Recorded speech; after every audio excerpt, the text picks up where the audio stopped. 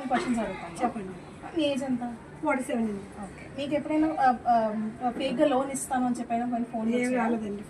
మీ documents క్లియర్గానే ఉన్నాయి, ప్రతిదీ కూడా మీకు 1 lakh ఇస్తాను, 1,50,000 ఇస్తాను అని ఏమైనా వచ్చాయి? ఏం రాలేదండి. ఏవైనా వస్తే మీరు పై మీరు అది ఆన్సర్ చేయదు. ఎందుకంటే ఏ ఆర్గనైజేషన్ కూడా మీ ఈకేవైసీ కానీ ఓటీపీస్ కానీ అన్నీ కూడా ఓకే అని అంటాయి, కానీ అలాంటి వాటిని మీరు ఇప్పుడు రియాక్ట్ అవ్వదు. సరే.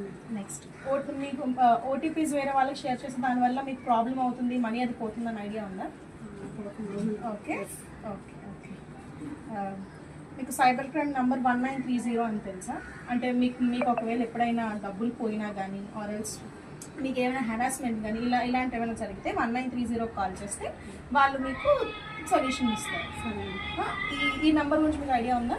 తెలుసండి. ఓకే. మీకు ఎప్పుడైనా తెలియని కాల్స్ కానీ మెసేజెస్ కానీ లింక్స్ కానీ వచ్చాయా? వచ్చేయండి.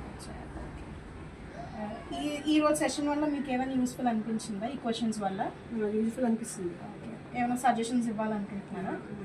ఇస్తాను, అంత బాగానే ఉంది, మీరు చెప్పారు కాబట్టి. ఓకే, ఇక్కడ సైన్ చేసి